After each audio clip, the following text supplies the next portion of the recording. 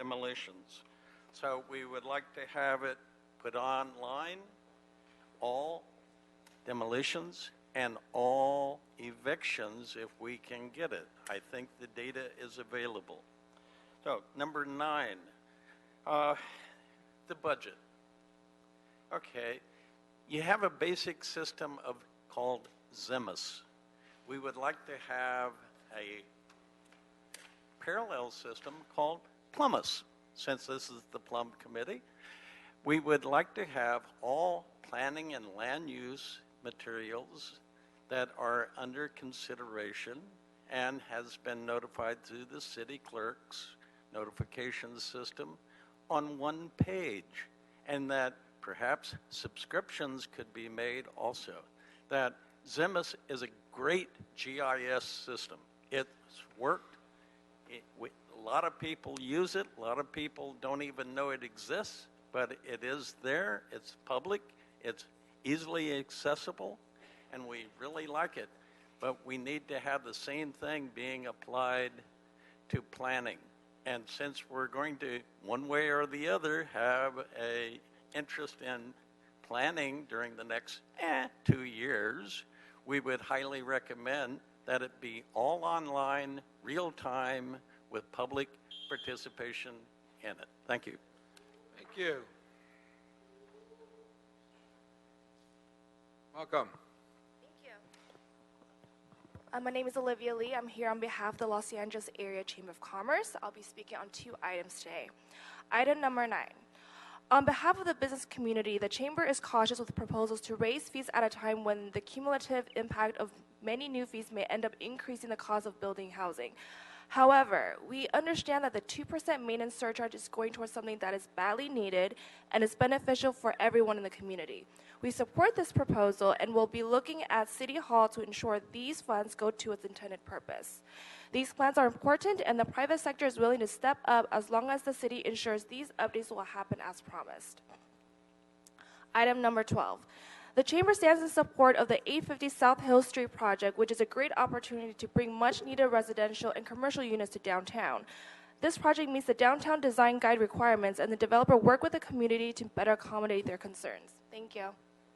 Thank you.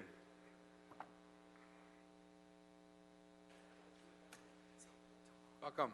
Hi, my name is Joanne Dungannon. I'm representing Central City Association today. I'm speaking on 3 specific items today. First is number 7. CCA supports Councilmember O'Farrell's motion to streamline the permitting and entitling process for new small businesses and developments. Small businesses employ a significant amount of the workforce throughout the city, so the city's ability to attract new businesses will help sustain economic development in the long term.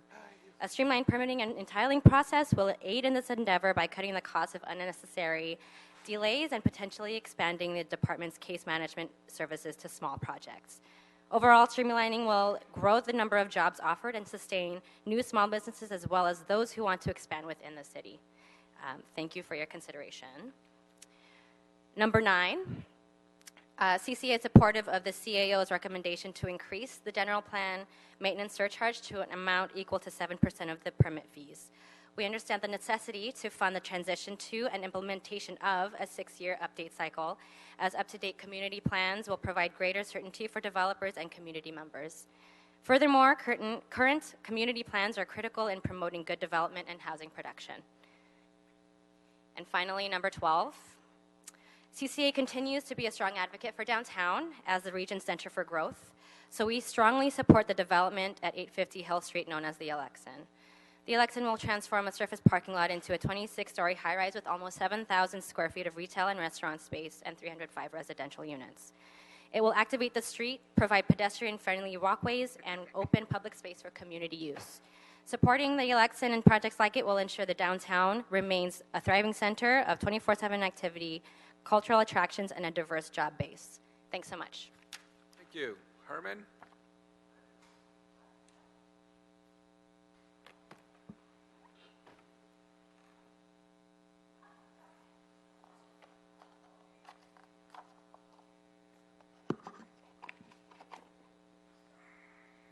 Listen, rookies, nobody cares about mixed use. Ever since development, and incorporating housing for the homeless and for any occupants who wish to live in Los Angeles, you've outpaced us. People can't even afford to lease the mixed-use facilities under these goddamn housing authority issues you brought up.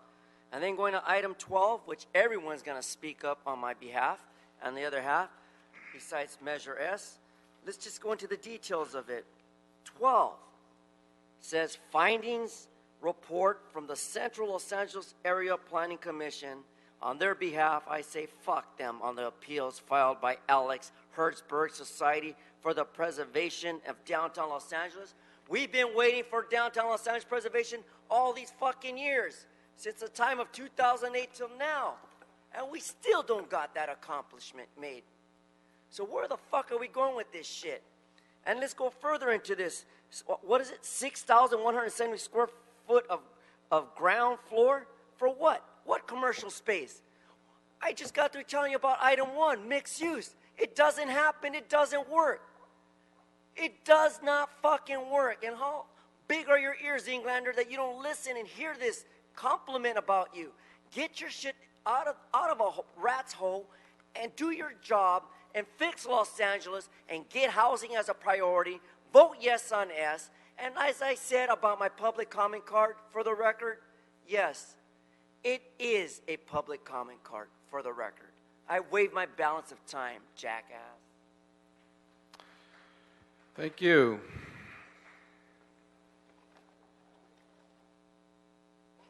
Okay. Now we will move to the consent items. The following items will go on consent unless there are speaker cards in which we will hear those items. Item number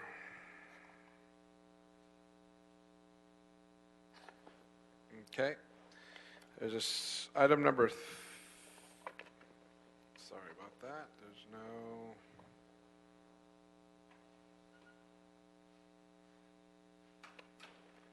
okay, we will take items 3, 4, 5, 6, and 7 on consent. 3, 4, 5, 6, and 7 on consent. Can you repeat that again, Councilman? 3,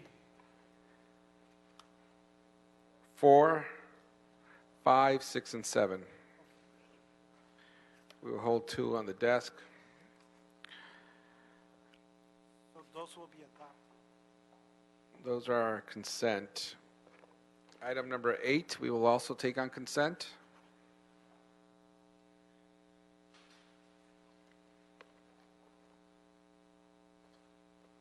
Item number 10, we will take on consent and approve the city attorney ordinance and adopt the CEQA clearances under previously certified EIR for item number 10.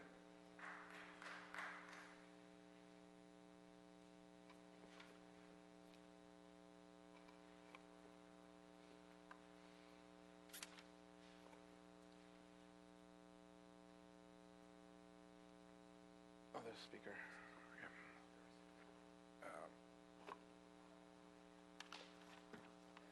Okay, so those will be the items on consent. Again, just to go over them, it's 3, 4, 5, 6, 7, 8, and 10.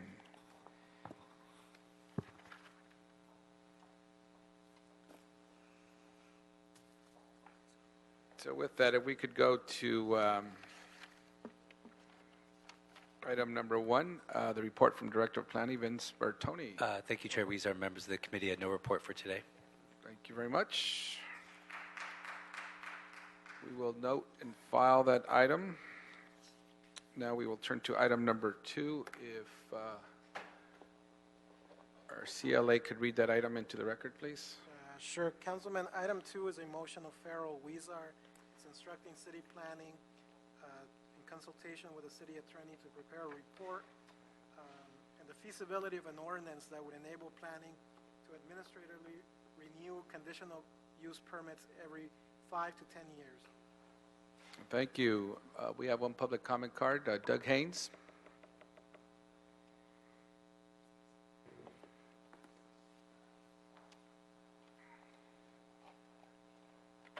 Welcome. Good afternoon. My name is Doug Haynes. I'm with two neighborhood councils, East Hollywood Neighborhood Council and also Hollywood Studios Neighborhood Council. First, a couple comments on this. It doesn't differentiate between a CUB for a bar or a CUB for a restaurant. I think that's a really important distinction. Also, I would like to make you aware that the planning department already is granting CUBs without term grants because of their compliance unit, which is something I think you should look into first before going forward with this. And last, I just want to read into the record the letter from the Foothill Trails District Neighborhood Council. I think it's pertinent to this issue.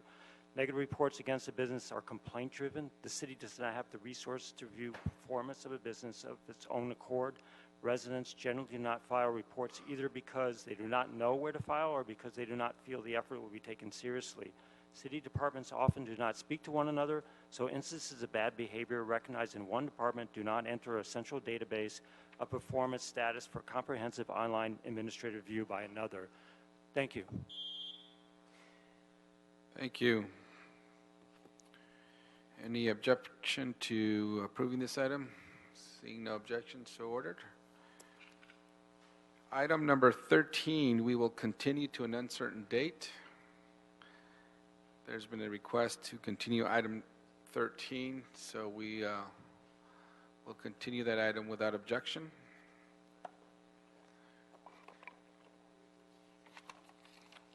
And now, we could read number 9 into the record, please.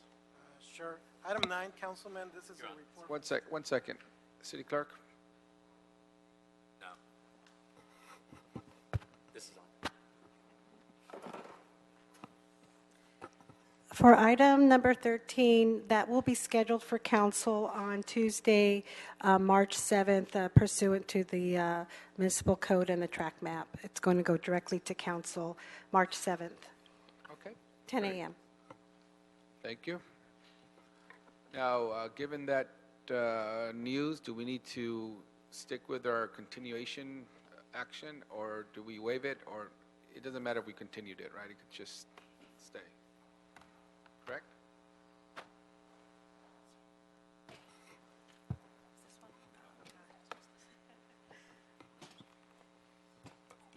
Yeah, the committee at this point wouldn't need to do anything. Oh, you can waive it, yes. Well, that's fine. We'll just let that the action stand, and we're fine with it continuing it, but it's in council, so that's fine. I'll say for clarification, you're continuing the item to a date uncertain, and we're going to go ahead and just schedule it for council. Yes, City Attorney, does that cause any issues? No, the Plum Committee is effectively not going to act on it. It's just going to Okay. be scheduled for Got council. it. All right, we'll leave it at that. Thank you. Item number 9. For item 9, Councilman, this is a report from City Planning and the CAO relative to the process, a 6-year cycle to update the city's community plans. Great, thank you. And colleagues, this item before us today follows up on discussions we had in this committee on January 31st. At that meeting, this committee moved forward on a path to solidify the city's goal of updating all 35 of our community plans over the next 6 years. I'd like to thank both the Planning Department and the CAO's office for the reports we heard that time, which were comprehensive, and the reports we will hear today. What was originally a 10-year plan has been shortened by great need and with great effort from city staff. This is very important as it is the community plans that map out the types of land uses we want to see, the scales of commercial corridors and densities of housing, and the policy priorities for various districts such as neighborhood preservation or transit-oriented development, or where our job growth should be. And so this committee provided instruction to do the following: to instruct the Planning Department to immediately implement administrative procedures to batch GPAs and begin working on an ordinance to make GPA batching the law. 2, instruct planning to immediately implement EIR processing, whereby we require all future EIRs associated with developments be prepared only by city-approved consultants, where an applicant hires from pre-qualified city-approved list. And 3, instruct the Planning Department to issue an RFQ to establish a pre-qualified list of EIR consultants. That in addition to doing our community plans every 6 years. Today's report outlines the 4th and final instruction, which is to report back on the necessary budget resources staffing needs, and funding analysis to implement a 6-year accelerated update cycle. So with that, thank you for your reports and thank you for being here. And if you could just give us a brief overview of the proposal and how we will fund a 6-year community plan update cycle. Thank you. Craig Weber, City Planning staff. I'm joined today by Jason Colleen with the Office of the CAO. Just to address the specific request here, the department has envisioned that in order to fulfill a 6-year community plan cycle, 2 additional staff teams would need to be added to the existing and currently allocated repertoire of 3 staff teams. These teams are looking at the full assortment of staff, both within the Department of City Planning and also within the Office of the City Attorney and Department of Transportation, departments that play a key role in the formation and review and preparation of community plans. All of the individual staffing needs are outlined in the report. Probably to get to the bottom line here, this would represent an additional cost of roughly $5 million for the community plan budget program. So the report has envisioned that an increase to the existing general plan maintenance surcharge, which is a fee imposed on most development projects in the city, a 2% increase in that fee from 5% to 7% would support this additional increment of $5 million for the 2 additional teams. And the CAO is available to perhaps get into a little bit more nuance as to what that would entail. Welcome. Good afternoon. Jason Colleen, Office of the City Administrative Officer. So our office has been working with the Planning Department on finding ways to allocate additional general funds and or funding sources to expand the community planning program. In the current budget year, we expanded the department's community planning program from 17 positions citywide to 46 positions at an additional cost of $5 million per year. This committee requested our offices and departments work together to find a way to reduce the cycle time from 10 years to 6 years, which would require 2 additional teams, as Craig mentioned, at an additional cost of $5 million. The best way to offset the cost of the additional $10 million going towards community planning was to increase the general plan maintenance surcharge from its current rate to a flat 7%, with half of that going to community planning on an ongoing basis, which will basically ensure that at least $5 million from this funding source is dedicated to community plans on a go-forward basis. Thank you very much. Any questions or comments for staff at this time? We'll hold those till after public comment, so we'll go to public comment now. Aaron Green, Will Wright, Laurie Stone.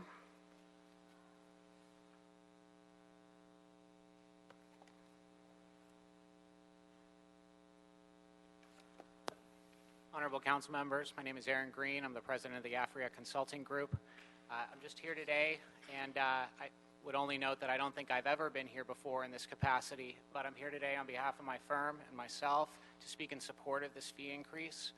It's a modest increase, but as those of us who have been working in the land use arena, my firm's been open since 1985. We've entitled millions and millions of square feet in the city. We need updated community plans. It's a benefit to everybody. The industry, community members who have better assurance and understanding of what's coming forward. And it also helps streamline the process, provide businesses and investors with certainty. I think this is a very modest price to pay for helping to advance the initiatives of housing and job creation that the city is advising for. So I ask that you move this forward and advance the general plans, and let's get them updated as quickly as possible. Thank you. Good afternoon. Will Wright with the American Institute of Architects. We're here to support City Council investing as robustly as possible in the community planning process. This fee increase is one idea. We'd also like to recommend that we meet together to come up with some planning, funding opportunities, some ideas to share with you, the design community can have, to really examine how to make this a sustainable investment. City Council, as you know, has been underfunding community planning and the planning department for many years. Right now, the planning department only gets 20% of their budget from the general fund. We would like to see the planning department supported by council with much more than 20% of the general fund, and we look for your leadership to do that. We're also concerned a little bit with regards to a general plan fee, a maintenance fee, requires there to be a vast amount of development. That development's happening today, but what about the future? How do we make sure in the future we still have a sustainable funding mechanism? So please dedicate more of your general fund to the city planning department to do their job. Thank you. Thank you. Laurie Stone, Millard Lee, James Dixon, and George Chang. Good afternoon, honorable council members. Laurie Stone with the University of Southern California. The university has actively participated with the city planning department in past years when the planning department has conducted outreach relating to the community plans for both the South Los Angeles and the Northeast Los Angeles plans. We understand the importance of updating community plans, and we believe our health sciences campus would benefit from more consistent zoning across its 80 acres of property. Updating the Northeast Community Plan is a logical way to achieve that result.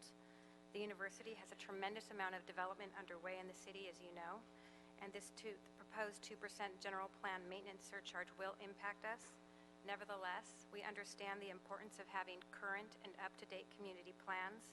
We have firsthand knowledge of how hard the planning department staff works, and we recognize that they need the resources in order to be able to complete this important work. We therefore support the 2% surcharge. Thank you. Thank you. Welcome. I'm Millard Lee, principal of A.C. Martin Architects. I'm here to speak in support of item 9. We agreed that community plans must be updated in order to address our housing needs. We are here to support any and all resources needed by the planning department to accelerate their planning efforts. This approach would allow us to implement housing, transportation, and all the other necessities of urban life in this city in an orderly manner. Our city is in the midst of a severe housing shortage, which is exacerbated by the 2008 recession. This is evidenced by rising rents and homelessness, which is one sad consequence of high housing costs. One of the reasons for high housing costs is the lengthy city approval process. Updating the community plan is a key step forward.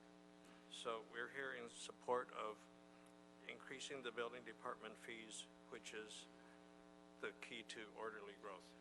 Thank you. Yes, good afternoon. My name is Jim Dixon. I'm a principal at Tagawa Smith Martin Architects. We specialize in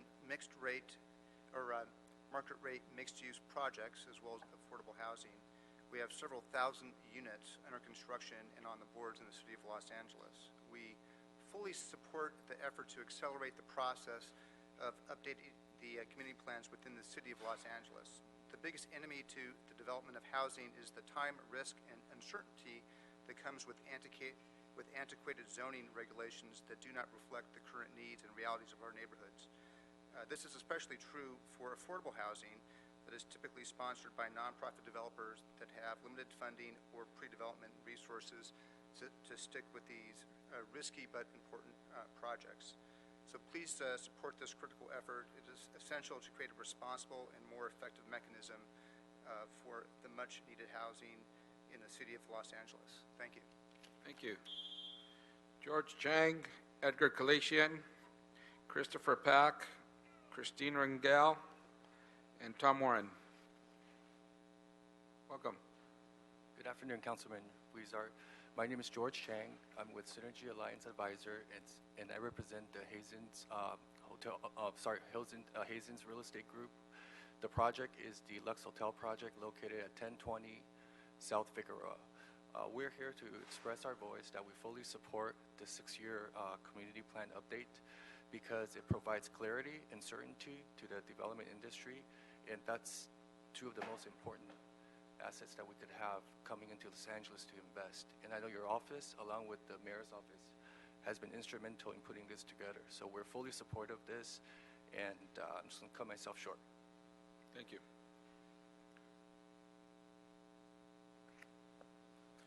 Edgar Kaladian with Mayor Brown. I also have the privilege of co-chairing Recode LA Zoning Advisory Committee I am here to express my unequivocal support for the fee increase.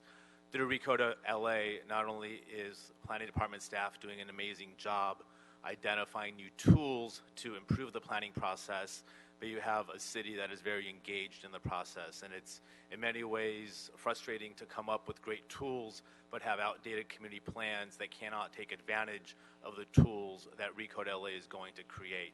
Therefore, I believe it is imperative for the city to do everything in its power to accelerate and update all of the city's community plans to ensure every inch of our city is afforded the same privileges and the same rights that are available through the zoning code in the future.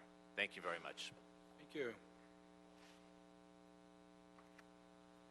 Good afternoon, Mr. Chair, members of the committee. My name is Christopher Pack. I'm an architect and a developer in the city of Los Angeles for over 30 years, and I support this increase. The city is going through a transformation, and certainly the planning department would be well served to have this increase to provide the services that they have been in the city of Los Angeles. So I fully support this measure. Thank you. Thank you. Hello, my name is Tom Warren. I'm with the Holland Partner Group. We are a prolific developer in Los Angeles. We've done 9 projects in the last 10 years, about 2,300 units that we're trying to deliver. And I'm supportive of this fee increase, surprisingly, increasing the cost of housing, but I think this is a good cost because the only way to ultimately bring down the cost of housing is through the mechanism of supply and demand. More housing means lower costs, and the more things we can do to streamline, to design our community plans so that the housing can be put in the right locations, near transit, near jobs, in places where the city has evolved from its antiquated zoning code. It's critical that we study this, that we do it, give it the right resources to enable the city to address some of the opposition that's coming because of the lack of good planning to this point. So please proceed. Thank you. Welcome. Good afternoon. Christine Rangel from the Building Industry Association. The BIA is glad to see the city's proposal to update our outdated community plans, and we do support the 7% fee increase. Updating the community plans is important, and I will tell you that this fee is not something that we looked at lightly in an era where our park fees and potential linkage fee and LA City raising its service fees. This was just another fee. However, to show our commitment to the community and to show that we are dedicated to this, we do support this proposal. We're committed to doing our part to make that happen. Thank you.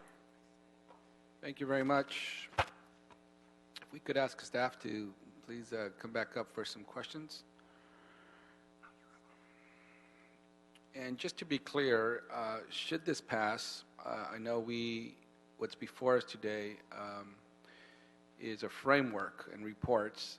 We could make this into an ordinance, or we hope to make it into an ordinance, so that the surcharge ordinance goes from 5% to 7%. And we have a commitment in next year's budget to provide $5 million for next year's work that needs to take place. So we will have the surcharge, we'll be there, but it's not guaranteed every year that we'll have the money out of the general fund, correct? Because, I mean, that's a legislative discussion that happens every year, and where those dollars get allocated. Some dollars for each department, comes and goes, and it all depends what the council and the mayor at that time decide to do. So how do we ensure the public that although we're providing the surcharge funding, that we may have that general fund dollars every year or not?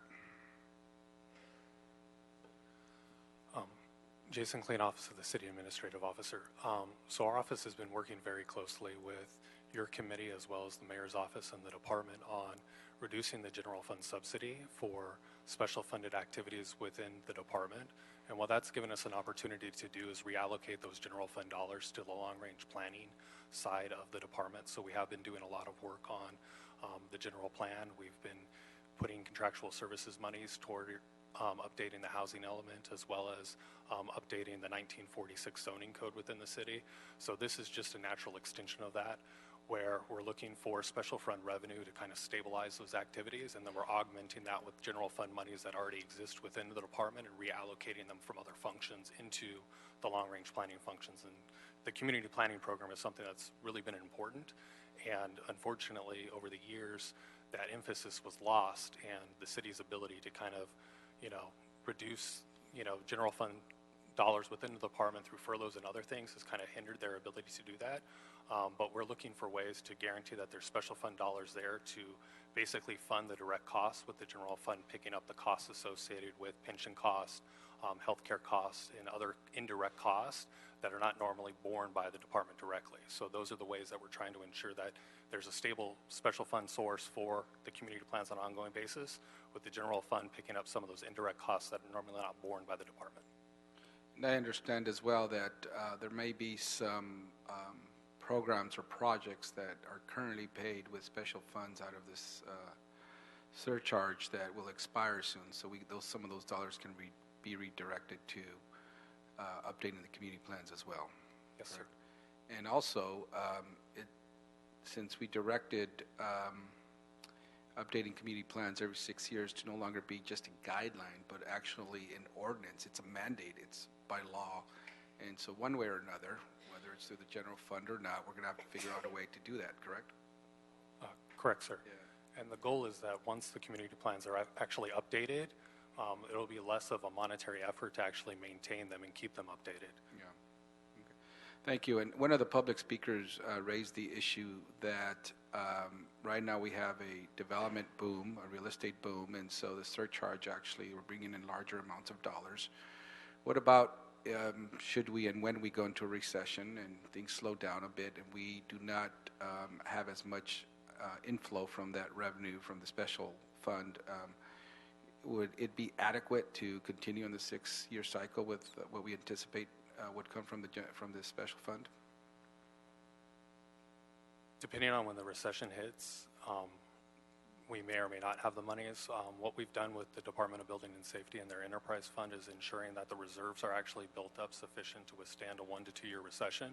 So assuming that we don't have a recession in the next 3 or 4 years, we should be able to put reserve monies towards the direct cost to basically withstand a 1 to 2 year recession, and then wait for the development activities to pick back up. Okay, thank you. And finally, for the planning department, assuming we approve this and it takes its course to then go to council, we hope to have this in council on Friday. Ask the city attorney to draft an ordinance. By the time it comes back to us, a couple of months process. But let's say we are moving forward with this. By when do we anticipate, you may have covered this already, just to be clear, expect all of our community plans to be updated?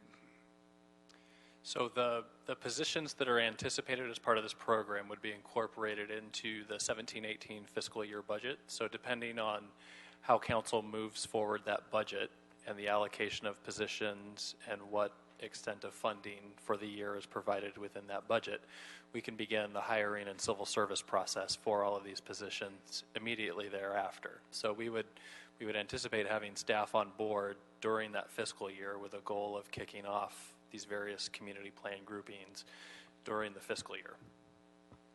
And so when will we finish all 35 community plans and they all be updated for the first time? So the goal, if assuming we're able to successfully kick off in the 17-18 fiscal year, the goal is to have that exercise, the 6-year cycle, wrapped up by 2024. And it starts 2018. Okay. Yeah, by the Olympics. Good job. All right. So we kick it off 2018, that's 60 years to that with 2024. Okay. We'll be here in this room. We'll see you in 2024. See you in 2024 in this room. See if make sure that happened. Okay. Any other questions or comments? Ms. Jenglander? Well, thank you. And looking at this, on the GPMS, that's what we're talking about, the maintenance surcharge. It expires December of this year. When was it initiated? How long has it been in effect? The additional 3%? The additional 2% has been in effect since 2%. December 2012. So the council adopted an increase of 2% to pay for the Recode LA initiative. Right. So we're wrapping that up right now. And I know the question, I was going to ask the same thing about if there's a downturn. What about if, let's assume for a second Measure S passes in March. What does that look like to this? What effect? Have we done any analysis on what that would mean on this? Citywide, it doesn't look good. I know that. That's okay. So we're out there saying one thing on a message, and I can't talk about specifically the campaign, but I can talk in terms of what it means in the scheme of things to continue receiving these funds. How much of these funds? Let me ask it a different way. How much of these? How much of these funds are derived from in terms of a percentage? Because this was not in the CAO's report. How much of it, as in terms of a percentage, is derived from zone changes and variances? 20%. 20%.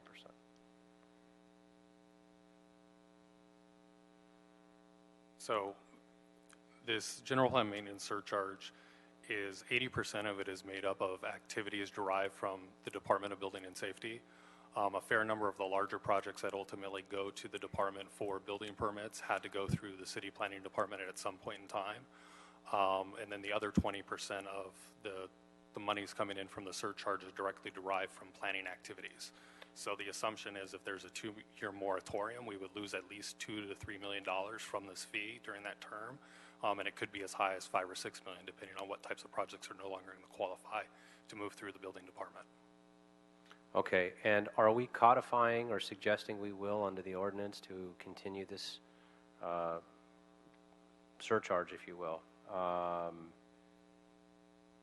we tying it to how quickly we will get the community plans processed? Or is that just suggestive? No, sir. The CO's recommendation is just on a go-forward basis. We go to a flat 7% with half of the monies derived going directly to the community planning program to ensure a steady stream of revenue going towards that. The expectation is that the general fund will have to kick in whatever the delta is between the cost of maintaining the community plan program and what the special funds can actually support.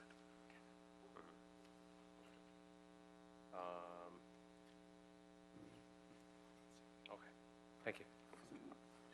Thank you. Any other questions, comments?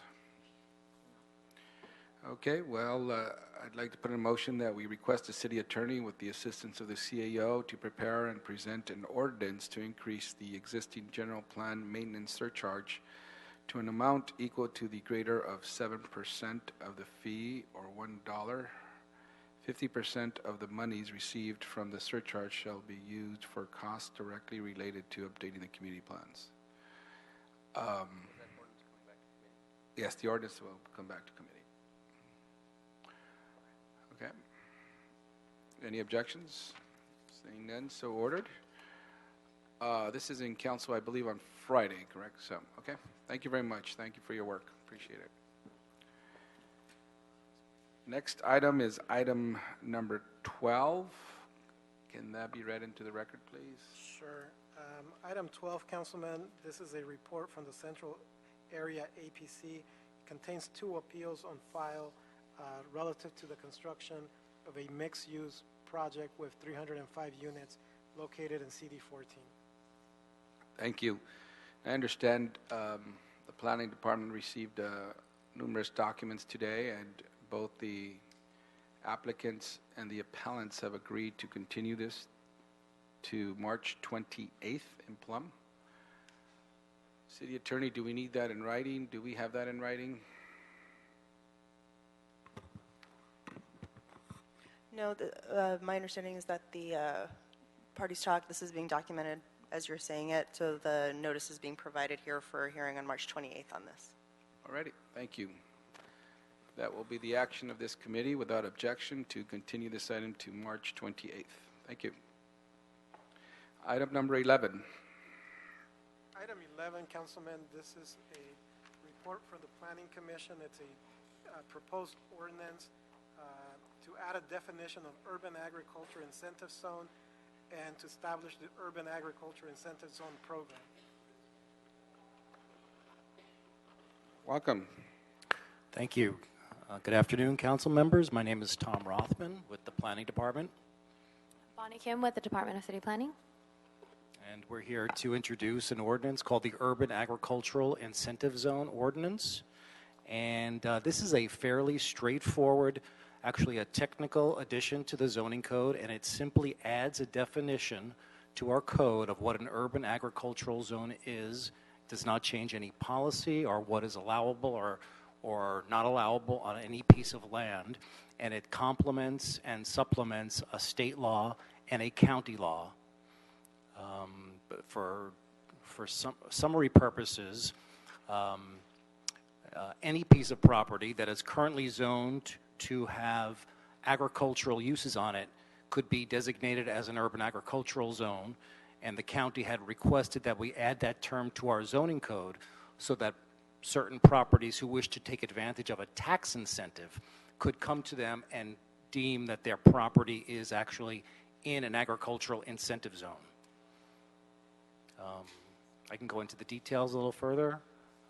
It's fine. We have our reports here then. Thank you very much. So that's good enough. And we'll go into public comment now. Emily Morcher, I can't make out the last name. Ava Koo, or Ko, Cindy Huback, and Chris Carrillo. Welcome. Good afternoon, City Council members. My name is Emily Gleischer, and I'm speaking on behalf of Farm LA with my partner and co-founder Jason Wood in support of the Urban Agricultural Incentive Policy AB 551, item number 11 today. Our nonprofit organization, which is based in the heart of the 13th Council District, is dedicated to rescuing vacant, underutilized land in Los Angeles for drought-tolerant agricultural farming and sustainable energy projects. We're in support of AB 551 being put into action because we believe it will encourage Angelinos to do something beneficial with their vacant land, something that can beautify our city and produce food for those who do not have access to fresh, healthy food. Our organization can be particularly helpful to see this act through. We have volunteers ready to go, get their hands dirty, grow food, and tell others how awesome it is to grow their own food.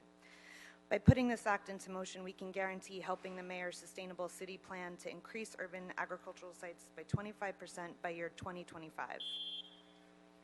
Thank you.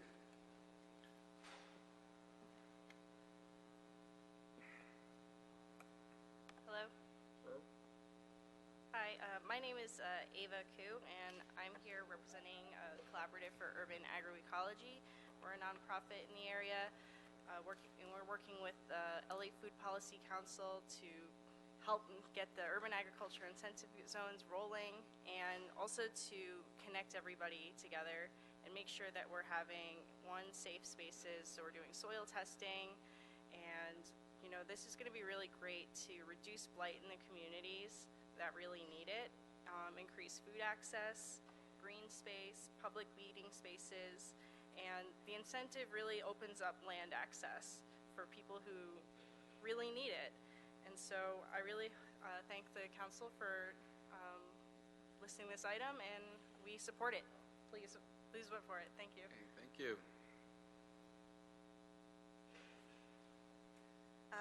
Hello, good afternoon, council members. My name is Cindy Hubach. I am co-chair of the Urban Ag Working Group of the LA Food Policy Council. But of more relevance, here today I'm the founder of the Elysian Valley Community Garden, which is on my own private property and would benefit from the tax reduction provided for in the UAIZ. I can personally attest to the transformation that can occur when a community garden is built on a once vacant lot.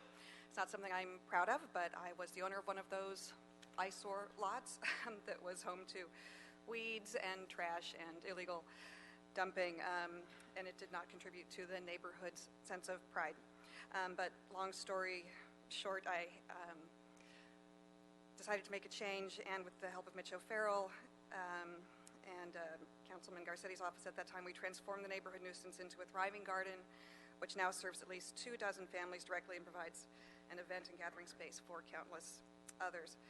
I did this because I care about the community and the environment and future generations, but it does cost me about $5,000 a year to provide that amenity, and I would appreciate, I would benefit, and many others would too. Thank you. Thank you.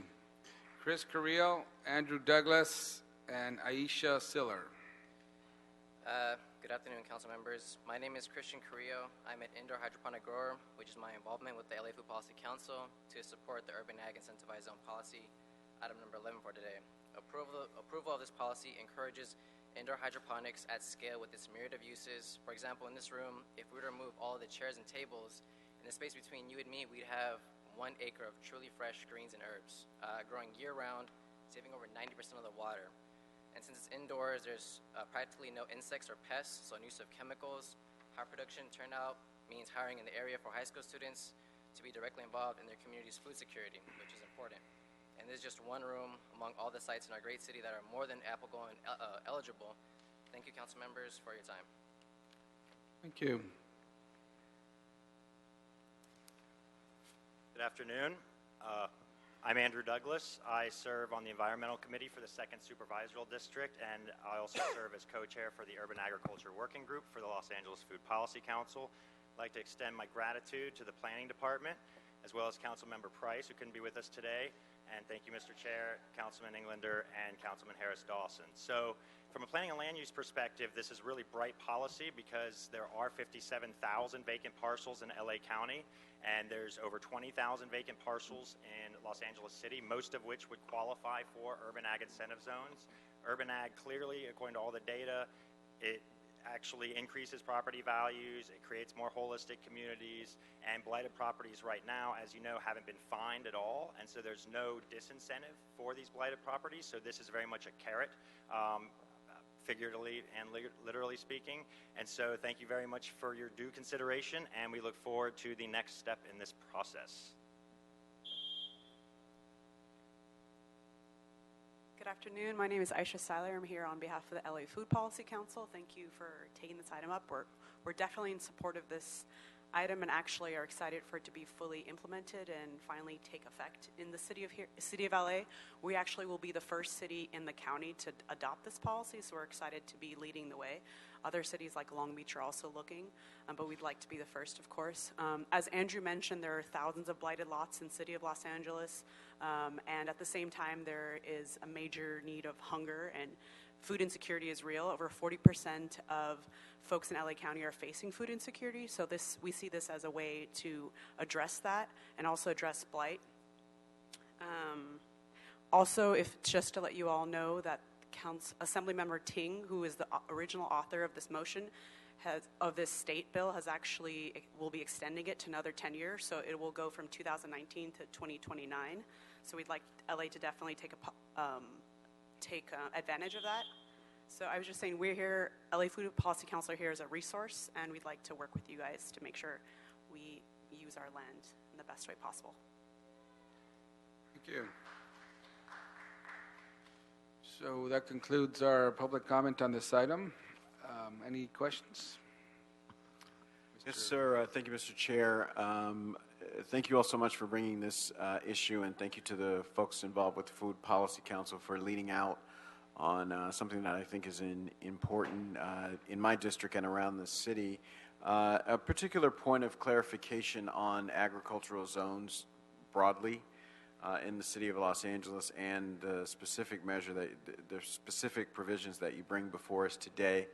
As you know, last November, cultivation of cannabis became a legal activity in the state of California effective January 1st. I wanted to know if this provision that's before us speaks directly to the question of cannabis farming, and if our other agricultural zones have been adjusted, or if there are plans to adjust them to deal with this new reality. Tom Rothman. This, again, does not change any current policies we have in this city. So the Planning Department, and in fact, the Code Studies Division of the Planning Department is currently working on draft language for adult marijuana uses. Right now, I believe the cultivation of marijuana is extremely limited, and this would not change that. This does not mention it. All it does is basically say that the agricultural zones that we have today are considered urban agricultural incentive zones for farming, and that our residential and commercial zones, which allow truck gardening, which is a term of that we use for commercial growing of produce, are also agricultural zones. But as far as marijuana goes, this is silent on it, and I don't believe it'll come up again until we bring to you the Adult Use of Marijuana Act ordinance later this year. So it is currently illegal to grow marijuana. And it's your expectation that it'll stay that way? I really don't know. But we haven't done that much analysis yet, but we will come to you. We will analyze this ordinance and our truck gardening ordinance and our farming ordinance when we analyze what the cultivation of marijuana regulation should be. Okay, so if I understand you correctly, you will revisit what's before us today along with a host of other zones that might allow for cultivation of okay. Right. A few weeks ago, we brought to you our report on adult use of marijuana, and we talked about defining 6 terms. One of them would be the cultivation of marijuana, indoors and outdoors, and we said we did need to study that. Okay. Thank you, Mr. Chair. I would flag that this is an important matter that we need to pay attention to as items like this move forward in the coming months. As our policy comes together, I'd hate to send the message that all farming is okay because we haven't gotten around to dealing specifically with marijuana farming. And so I just like to make sure that's on the record, and it's something that we're vigilant about going forward. Great, thank you. And that's good points raised, Mr. Harris-Dawson. We'll note that as this comes back, and in light of those comments, if we could keep that in mind as we're drafting this ordinance, and we're also drafting regulations for marijuana policy. So, any other questions or comments? We'll move to request the city attorney to prepare and present the ordinance on this item. Any objection? Seeing none, so ordered. Thank you. Thank you.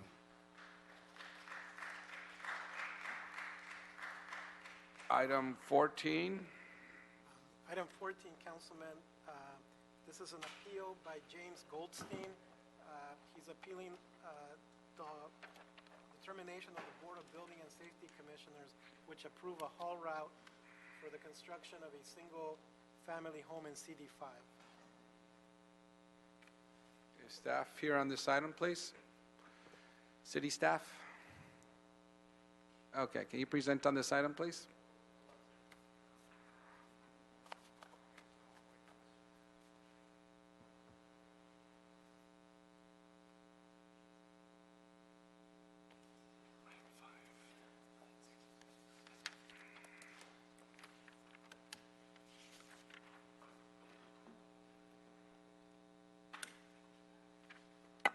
Good afternoon. Welcome. Cora Good Johnson, afternoon. Board Secretary for the Building and Safety Commission. On January 31st, 2017, the board did hold a public hearing to export 4,096 cubic yards of earth from the subject property. A categorical exemption was prepared by City Planning and accepted by the board, and the board also approved the haul route. We did address concerns of dust at the hearing, but that was the only concern that was raised at the hearing, and conditions in the haul route staff report addressed that. Okay, that's good enough. Let's get us started on that. CD5, do you wish to speak now or after testimony?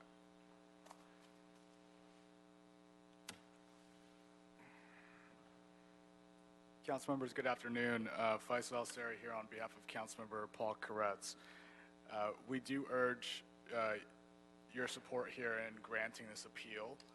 There are several unique characteristics of this case that make this appeal justified, and we urge you to grant this appeal.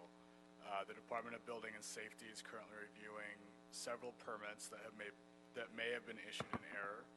The department has also issued an intent to revoke notice. Real concerns regarding the proposed grading amounts have been raised, given the steep topography of the site, as well as other properties that have taken on similar haul routes. There have been concerns raised by neighbors that this particular haul route may have underestimated the amount of dirt hauling required for this terrain. Additionally, the approximately 15% road grade and 180-degree curve make it questionable whether the amount of trucks and vehicle spacing requirements for the current version of this haul route could technically be implemented in the narrow public right-of-way. Given the above reasons, we urge you to find today in this committee that this would endanger the public health, safety, and welfare, and grant this appeal based on the allowances of the municipal code. Thank you. Thank you. Okay, the appellants. We have 3 appellant reps. Tom Stemnock, Vladimir Amanovich, and Thomas Kasparian. Do y'all, one of you is entitled to 5 minutes, and the other is 1 minute. You could all take the 5 minutes however you wish to do this. So. 5 minutes each or 5 minutes? One rep could do 5 minutes, the other 1 minute. The others have 1 minute. Okay, I'll take the 5. Okay. For the record, I'm Tom Stemnock with Planning Associates. I represent James Goldstein, who is the appellant in this case, and I believe you've been given a copy of exhibits. If you could look at that, exhibit number 1 is photographs, and the first photograph is a picture of Mr. Goldstein's home that's directly above. The second page shows in yellow the property that Mr. Goldstein owns, and then blue is the property that's the subject of the haul route. Mr. Goldstein's property totally surrounds the site. I'm going to skip the third photo for now. The fourth photo, which is Exhibit D, shows the subject property. The property line is immediately to the right of that retaining wall you see and continues down and around the curb. I think the important thing to see here is the steepness of the slope. Next picture is the same view looking the other direction, and again you can see the steepness of the slope. And the third picture is the same thing. The intent here of these photos is to show you that the slope of the property comes down right to the public right-of-way. It actually is just behind those barriers. And the barriers were put up because of sloughing that occurred as a result of previous grading, unauthorized grading. We are concerned, and I'm going to go directly to our concerns. We're concerned that the haul route as approved is unsatisfactory and does not protect the public, does not protect Mr. Goldstein's property, does not protect the neighborhood. The major concerns are in the conditions. There's a specific condition number 3 which says staging is allowed on site only. That means that the equipment moving the earth and the trucks have to be on site. If you look at those pictures, you'll see that there's no way for equipment and a truck to be on the site. They're going to be out in the street. This means that there's no way to turn the truck around. The existing pavement in that area is about 15 feet wide, and it's about a 15% grade. The approval or the condition, it cannot be fulfilled. They are going to be in the street, they are going to be turning around in the street, or they're going to have to be taking an alternative route. And if you look at exhibit, what is it, exhibit 1, I think it's exhibit 2, the one that shows the haul route in red, and there's an alternative route in yellow. If they cannot turn around at the site, they're going to, only way out and back to Benedict Canyon is to follow the yellow route, which is about another 3 times the length of the existing approved haul route. Secondly, the cutting of the slope to create a turning area may very well make the uphill portion of the slope unstable. We originally filed an appeal on the building permits and the grading permit because the soils and geology reports appeared to be deficient. Building and Safety granted that appeal and instructed the applicant to prepare additional soils and geology report. They have prepared 5 addendum reports, all of which we have not yet been able to see. We're still concerned that removing the lower part of the slope is going to create an instability, which in effect will affect adversely Mr. Goldstein's property. There's no condition in the haul route approval to provide for the parking of workers. Workers obviously can't park on the site. You can't even grade on the site right now. There needs to be a condition that would provide for workers to be provided not on the street, because you can see the street is extremely narrow. Parking on the street is going to be a real problem for traffic and safety. And finally, the environmental clearance we believe is flawed. Building and Safety Commission adopted 2, not 1, but 2 categorical exemptions. I'm not an environmental clearance expert, but I've never seen a project that could be cleared on the basis of 2 categorical exemptions. The categorical exemptions that were adopted by the board contain a number of mistakes, a number of untruths.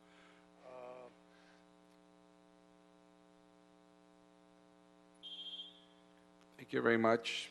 That concludes your time.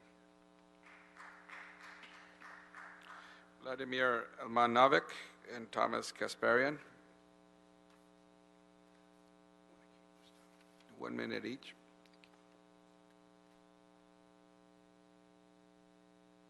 I am actually Vladimir Elmanovich. I'm architect for the project.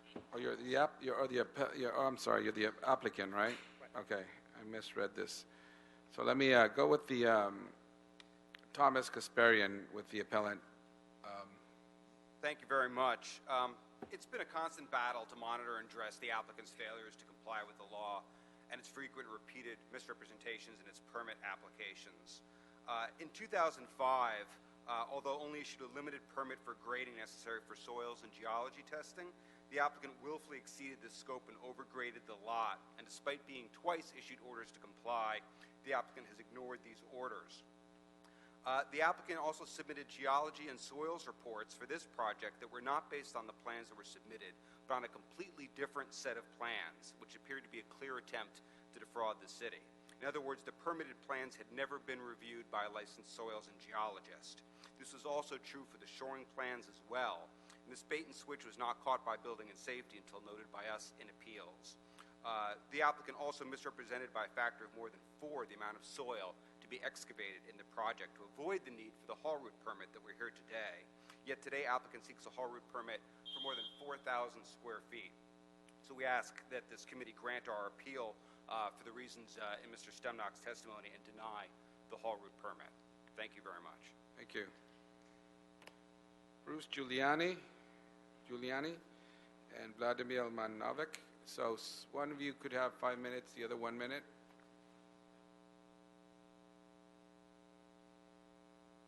I am Alan Cade, one of the speakers, and designated to lead this. Then Mr. Giuliani and the architect will follow.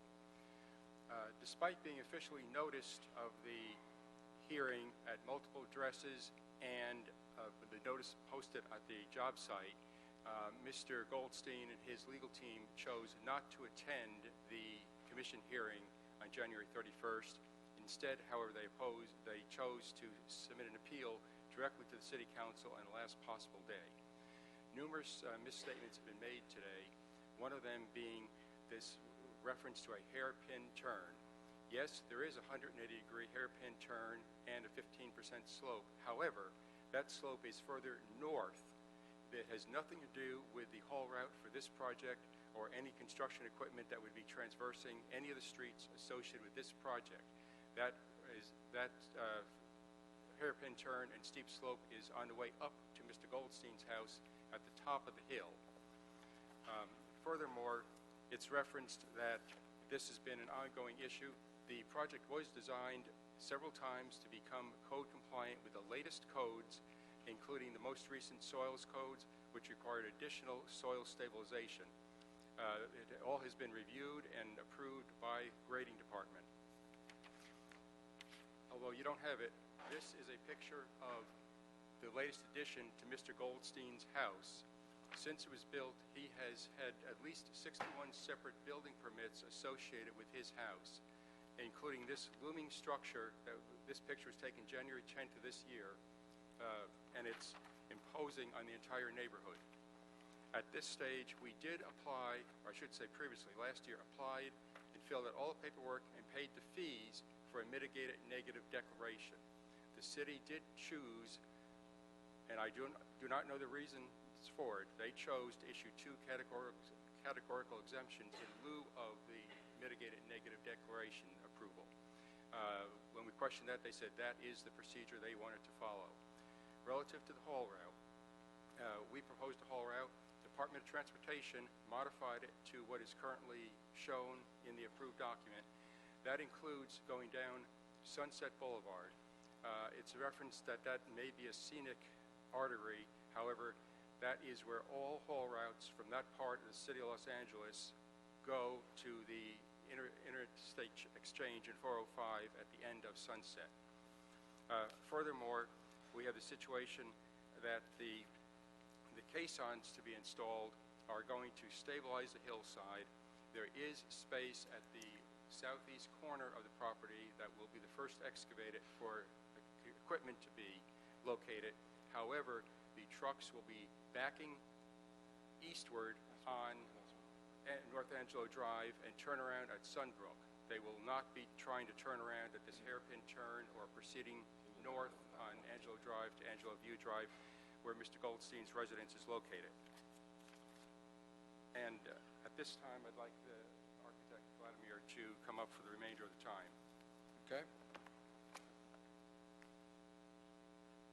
Welcome. My name is Vladimir Elmanovich. I'm architect for the project.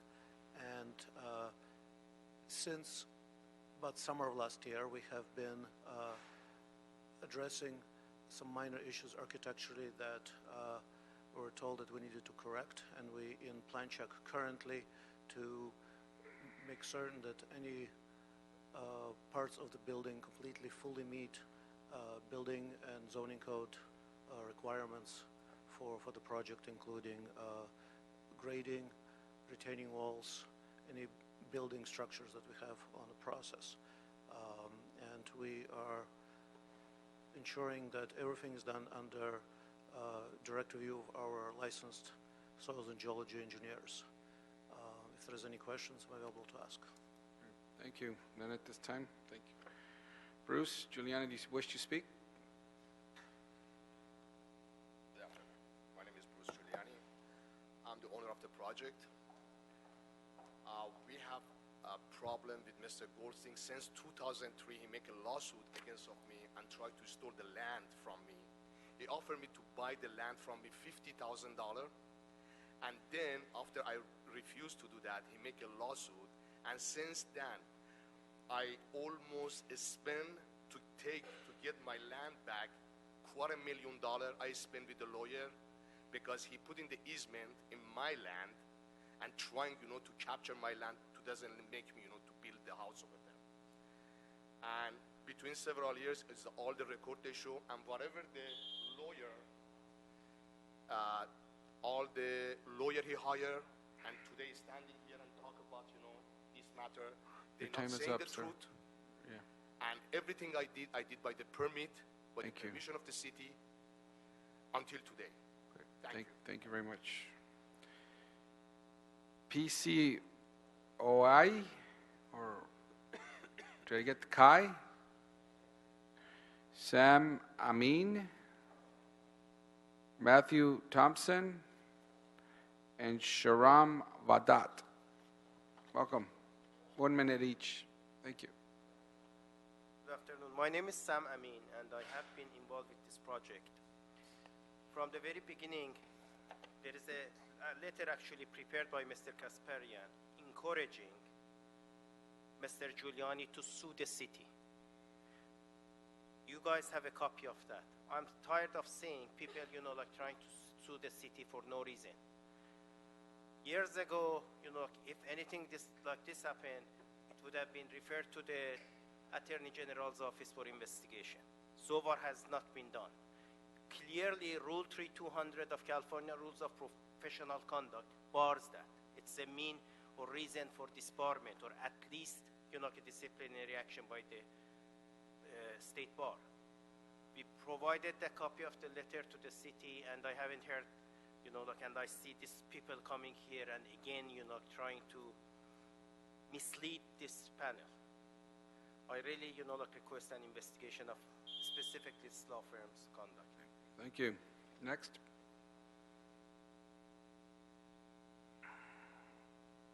Good afternoon, councilors. My name is PCK. From the CY Geotech. We are a soil and geological company for 1240 Angela Drive. Okay, since 2011, we start to do this project. Then city, we prepare a report. Then city Los Angeles Grading Division, they approve our report on January 2014. Then last year, the report was updated based on the current building code. So report also approved on November 10 and November 29, 2016. So that's what we did here. Thank you. Thank you.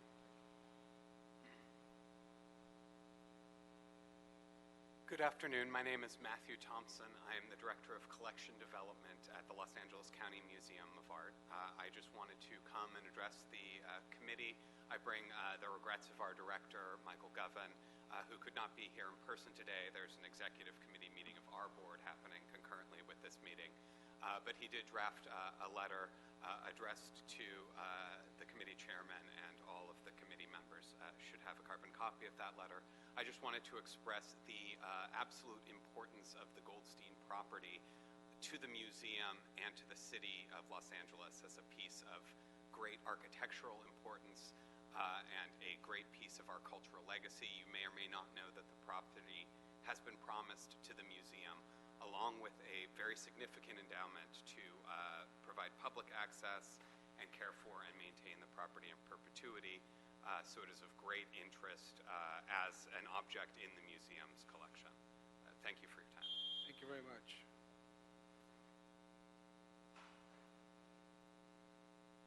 Good afternoon. My name is Sharon Badat. I'm the civil engineer who designed the grading of this property. Just as a professional engineer, my goal is to always design something that provides safety, number one, and economical for the development.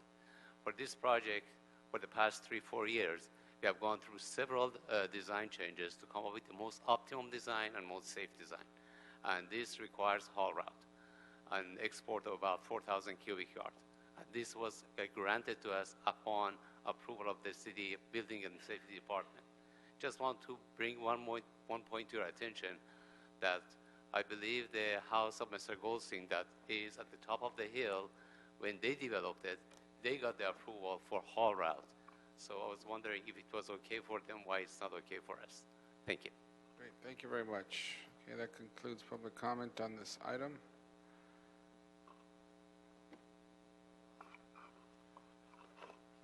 Sir, you are disturbing this meeting. I did not get your card. If you please speak to the city clerk. Yeah, please speak to the city clerk. I don't have a card for you. To our staff, I just want to clarify some facts on this. Before the haul route was approved, there were previous building permits that were given without a haul route application. Did any of those previous building permits require haul route applications and none were received? At the time, the amount of cubic yardage that was going to be exported was less than 1,000 cubic yards.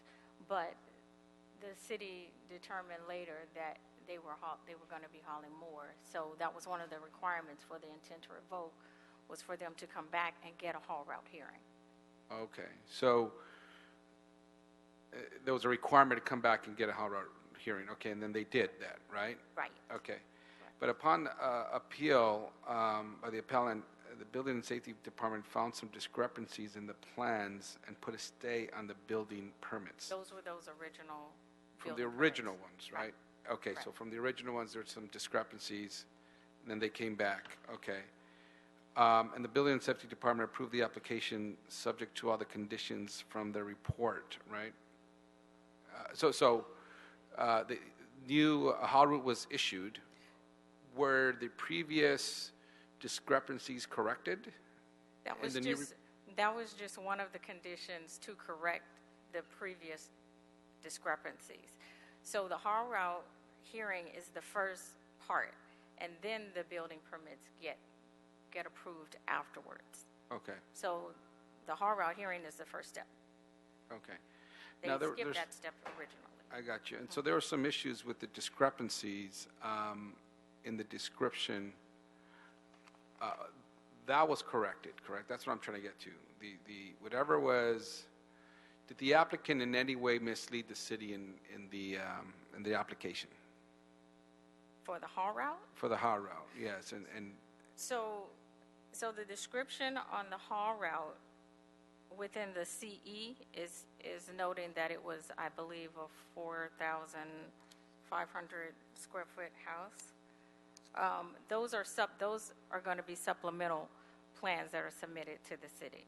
The original permit that was issued, those are where the city found the discrepancies. So they had to come back. So they're kind of starting over again. So I haven't seen the supplemental permits, but what they have submitted is for, I believe, 4,500 square feet. Let me look at that. so that's, do we know it's the same project or not, what's before us?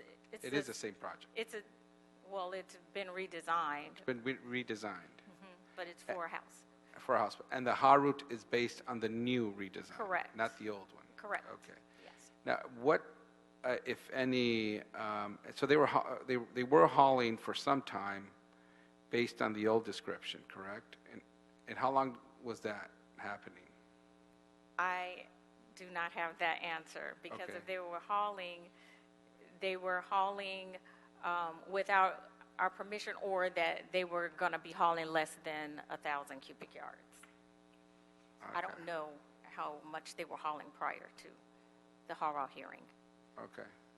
Can I ask the applicant to come up, please? We usually just deliberate this without going back and forth, but I do want to get clear why the discrepancy from the original application to and then having to have a stay and then corrected. Why did that happen? You can address the initial part of the question. Yes. The original permits were issued for much less yardage because we had a different design of retaining walls where we are intending to use a lot of fill on the property. And after permits were obtained, owner received bids and we realized that to place that fill on the property would require retaining walls with foundation systems that was prohibitively expensive. So we have redesigned the system to be able to take a lot of that dirt out of the property and lower retaining walls, and that generated this excessive export, which we have applied for with the haul route for. Yeah. So when you determined that, why don't you just stop and then apply as opposed to continuing to export? There was no export. I don't know where that came from. There was no export. Okay. At the time. So once you determined that there never been any export, and that one, the whole route for the 4,000, we get approved, and we have all the approved for 4,000 yard from the department. Okay. From the whole route So once you determined that you needed to do more, you stopped, and then, but the building and safety had to issue a stay, right? So something must have been happening to issue that stay, correct? Correct. The permits were obtained, the construction has never started. Okay. Prior to any construction starting under the prior permits, there was communication on behalf of Mr. Goldstein to the city, and then the project was put on hold and redesigned to be 100% compliant, much more structurally sound because now it's under the new code, much more stout caissons, stabilization caissons, a lower retaining wall, and that is why the increase in the amount of material we hold off-site. Also, the amount of 4,096 cubic yards is not the amount. It will be much less than that. We had bulking factors and contingencies as part of that. The bulking factor being as it comes out of the ground and is loaded in the truck, that expands the quantity, and that's how you calculate the truck loads. And that's why Mr. Goldstein's attorney referenced a difference in two figures. The one is to be exported, the other is out of the ground. But the maximum would be the 4,096 cubic yards. Okay. Thank you. The appellant, did you want to clarify anything on your end? The appellant? Yeah, yes. Mr. Tom? Yeah, I think I should make it clear. There were 6 building permits issued in March of 2016, a grading permit, a building permit for the building, a shoring permit, retaining wall permits.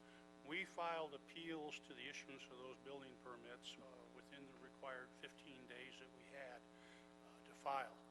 And out of the 6 items that we felt were violations of the building code, the Building Safety Department and their commission agreed that one, they were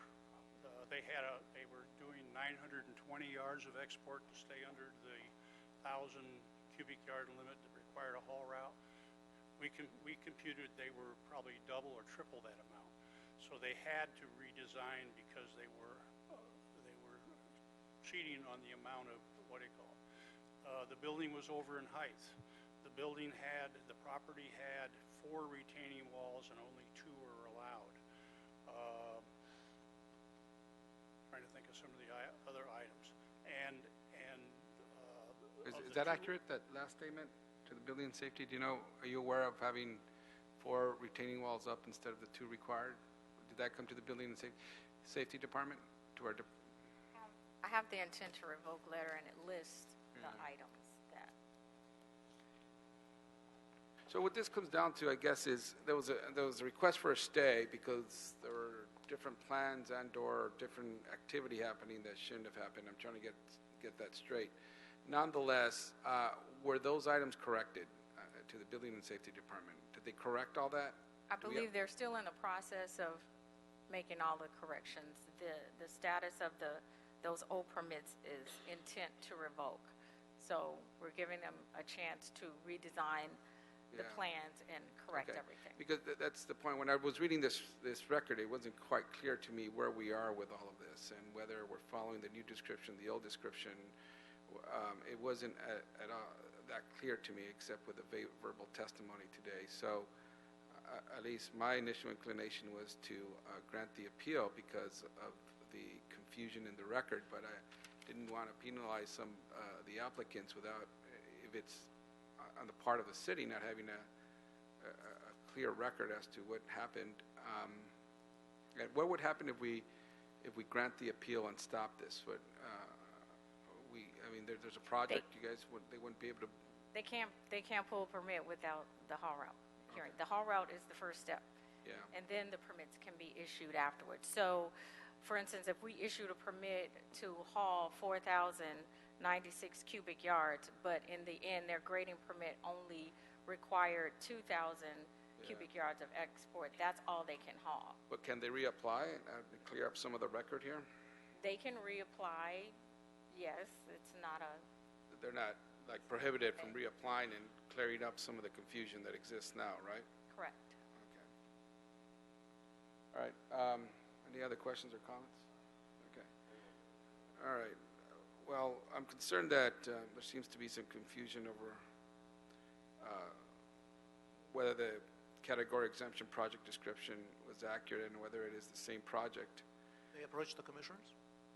I would suggest that the project description needs to be clarified and reanalyzed at a minimum, and I'm not quite sure what other option we have right now but to grant the appeal and have all that cleared up, and if it gets cleared up in the reapplication, the administrative process, great.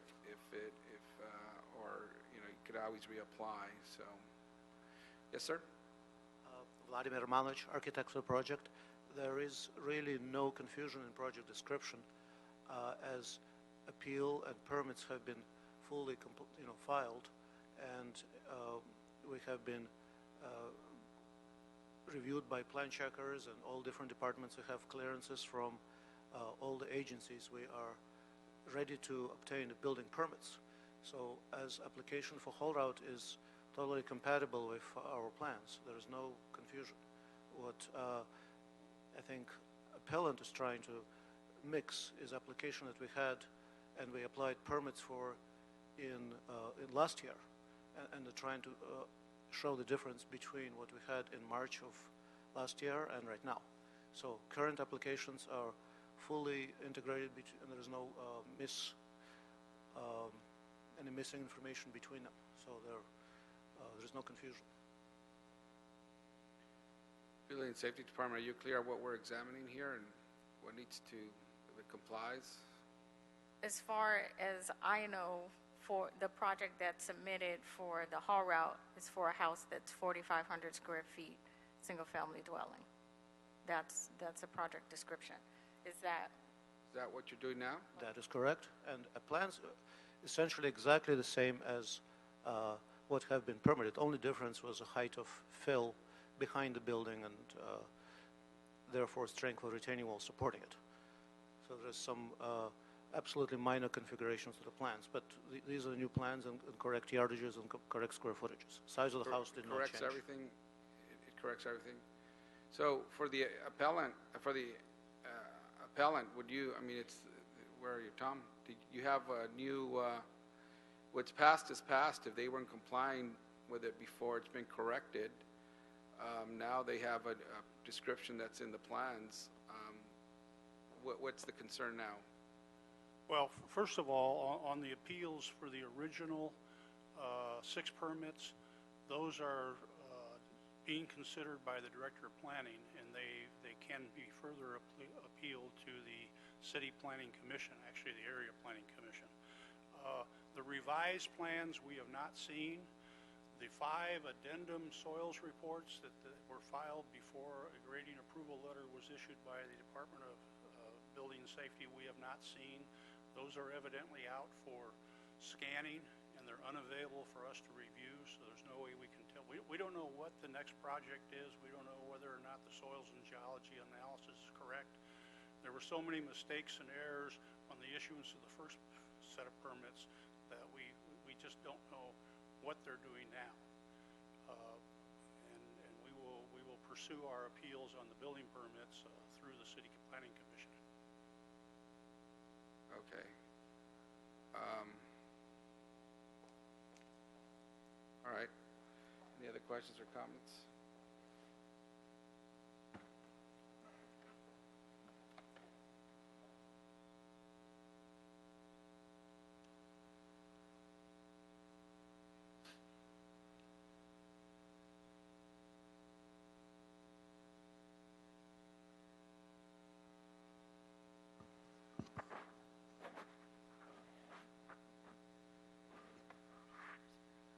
Okay, we're going to ask that my colleagues so agree that we move this to council without a recommendation, and we allow the Council District 5, the representative of the area, to work things out with the parties and see if whatever recommendation they wish to make at full council. So, and do we have a date for full council? Wednesday, March 7th. Okay, Wednesday, March 7th, Election Day. And not a Tuesday? Tuesday, March 7th. Thank you. All right, Tuesday, March 7th. So this will be in council Tuesday, March 7th, without a recommendation from the committee. And in the meantime, I would ask, the CD5, they've made a recommendation already, but if there are any, I would ask the applicants if you have any other issues to raise with Council District 5. This is a legislative process, so you would have to go see if you could speak with them and state your case, and they would make a recommendation to the full council there at that meeting. So, okay. Oh. And that would close the public comment. Yes. Okay. Can I Yes. just add one thing? That's a day that we have a board hearing at 9:30, so I can just send a representative, Oh, yeah, somebody? yes, Okay. please do. All right. Thank you. Thank you very much. No objection, we'll send this off with no recommendation.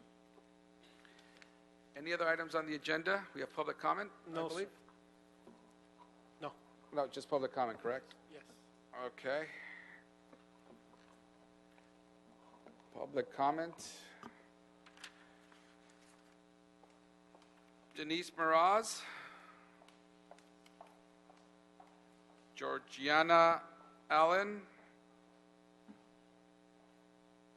Samuel Gonzalez.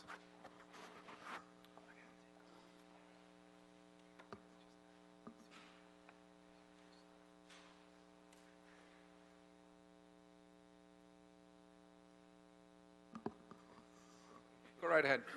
Councilmember Huizar and members of Plum Committee, my name is Denise Meraz, and I moved into Los Angeles a year ago into the renovated Toy Factory lofts.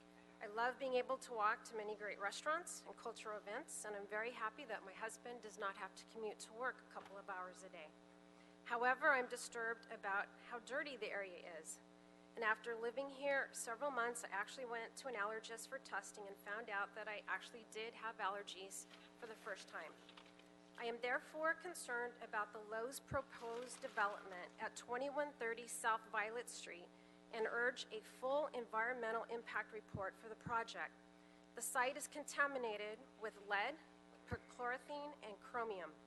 Lowe Enterprises has not presented a plan on how they will remediate the site. I urge they be required to present a plan the public has a chance to review before moving this project forward. Lowe's mission statement talks about acting with the highest ethical standards. Is it ethical to do the least amount of cleanup? Thank you. Thank you so much. Welcome. Hi, thank you. My name is Georgiana Allen. I live on 7th and Santa Fe. I've lived in the Arts District for 6 years. I moved from Boulder, Colorado, and for the first time I had multiple health issues since moving to this neighborhood. I went to see a number of specialists, one of whom said that he's actually seen 3 other patients from my area for the same complaints. I've got 3 or 4 people in my building who have complained of health issues. And when I'm not in the area, some of those abate. So we have 140 signatures of other community members in the neighborhood that are hoping to block this property from moving forward, 2130 South Violet, without having a full environmental impact report and promises of true remediation of the site. This neighborhood is very toxic. I'm concerned for the children that are living there. We've got 5 new babies in my building. I don't know what's going to happen to them. So this is serious, and I urge you guys to take this seriously. Thank you.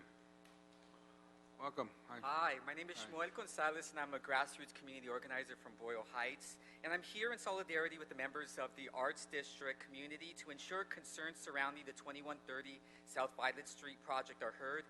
In Boyle Heights, our community was polluted for many years by sites such as Exide and other plants. Several members of my own family developed health conditions, including environmentally caused childhood leukemia, when our government failed to protect our community from pollutants. We can't continue to repeat this mistake in rushing to approve huge developments in the 14th District. For over a century, much of this area surrounding these lots has been used as metal industry and as train maintenance yards. I encourage our council member to take the lead to ensure for us that a full environmental impact is done for Lowe's site 2130 South Violet Street project. Thank you. Welcome. My name is Bruce Barassa. I've been active in the construction industry here in Southern California since 1980, and the condition of that site is something I associate with contractors that are at best unscrupulous and probably more like just incompetent and dishonest. So you really need to hold their feet to the fire with the protocols from the start. Otherwise, you're just going to end up with another one of these situations a little ways down the road. That site is currently exposes hazard to the public and is clearly in a state of neglect. So it doesn't suggest to me a lot of well, not something I would put a lot of confidence in terms of the applicant for the permit. Thank you. Thank you. Charlie Carnow, Brian Handy. Good afternoon. I'm Charlie Carno, and I'm a research analyst for Unite Here, the Hospitality Workers Union. I'm here to support the concerns of residents and urge full environmental review for 2130 Violet Street. As recorded in a letter we submitted for the record today, we believe the environmental documents prepared as part of this project and the mitigated negative declaration is insufficient. Loy Enterprises has provided no plan for how it will remediate the contamination at the site.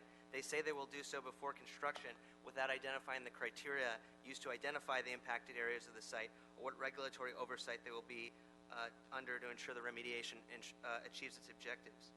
Additionally, the developer did not adequately study the greenhouse gas impacts of this project. We understand that a vote on this project is tentatively scheduled for Plum March 21st. That may not be enough time for Lowe to address these issues and allow the public to analyze the information. We urge a full environmental impact report be ordered for 2130 South Violet Street prior to the project moving forward. Thank you very much. Thank you. Brian Handy. Yes, sir. Yes, hi, Councilman Weezar and everyone here. Thank you very much for your time. I was here a couple weeks ago regarding the unapproved dwelling unit, and I was told from your office, Weezar's office, that it was going to be scheduled for today, and then I think you actually kind of mentioned be scheduled for the month of February as well.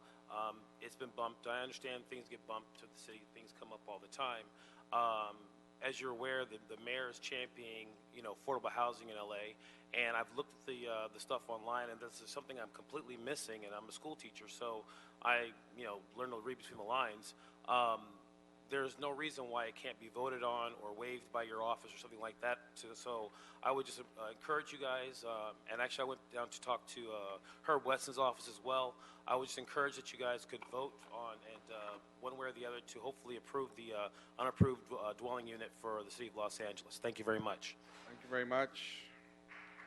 Wayne?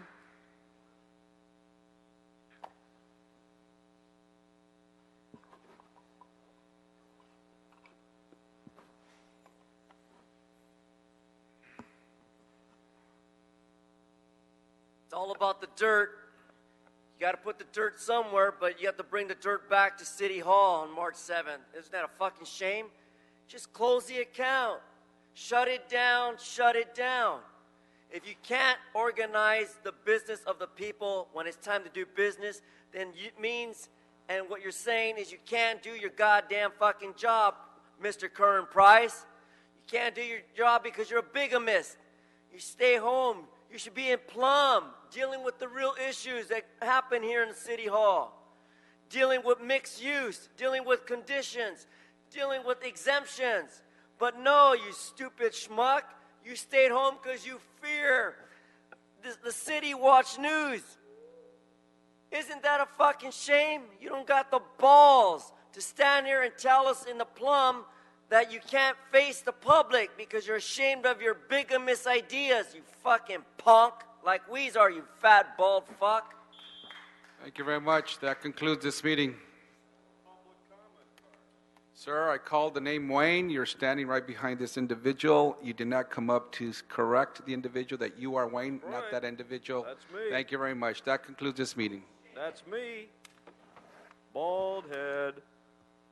Bald head. Yeah.